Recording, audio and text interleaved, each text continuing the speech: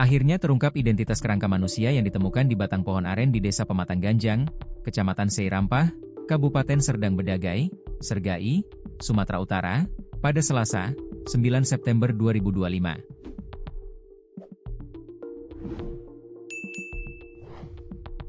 Ternyata kerangka tersebut bernama M. Yuda, 23, warga setempat pernah dilaporkan hilang dalam 2 tahun terakhir.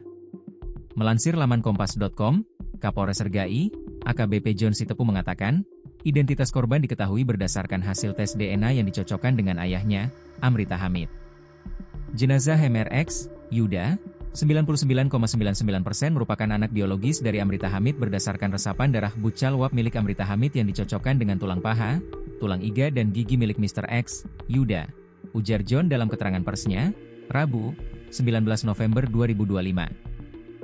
Ia menambahkan, penyebab kematian Yuda masih didalami.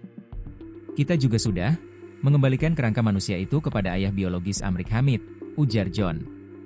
Sebelumnya, Kasih Humas Polres Sergai, Ibtu LB Manulang mengatakan 2 warga bernama Rian dan Aldi menemukan kerangka tersebut sekitar pukul 16.15. Keduanya datang untuk mengambil buah sawit dan melihat pohon aren yang tumbang. Pohon tersebut sudah mati sekitar 4 tahun lalu, namun baru tumbang akibat angin kencang kurang lebih seminggu yang lalu. Dari retakan itu, mereka terkejut melihat ada tulang, ungkap Manulang.